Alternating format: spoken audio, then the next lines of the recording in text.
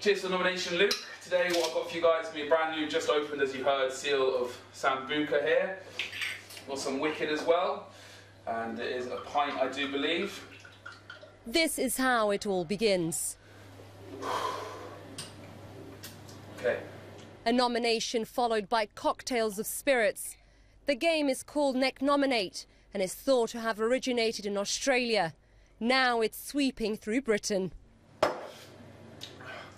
I think nominate Joe, George, Christopher.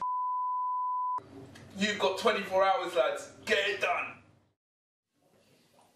But what started for some as a game has already begun to claim lives. 5 victims, all men under 30. This is a lethal game. The point about alcohol is that it affects your ability to recognise that you're in danger, and it absolutely affects your ability to react to danger. So we have a double whammy here. Thanks for the nomination, Rob. The premise of the game is simple. People film themselves necking or downing a large drink. The majority of times it's alcoholic and of large quantities. Then they post them onto social media, be it Facebook or YouTube, and then they nominate a friend to outdo them. If the friend denies the challenge, they are ridiculed on Facebook or Twitter. Each nomination becomes more and more daring and outlandish. It started as exhibitionism, with this woman stripping in the supermarket and downing a drink.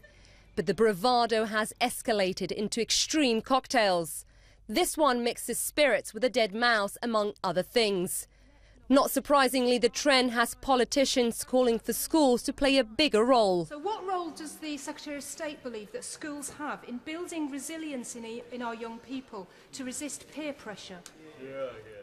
Brian Viner, whose own son has played the game, says responsibility must come from Facebook, which still today displays adverts next to videos of people taking part in the challenges.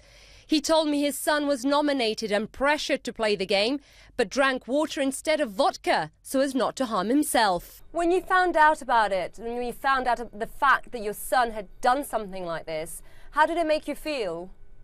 Cross with him, but more cross really with the social media involved, and the way that this game has just spread. You know, the whole thing is madness, and it needs some kind of sharp and swift action on the part of these social networks to stop it.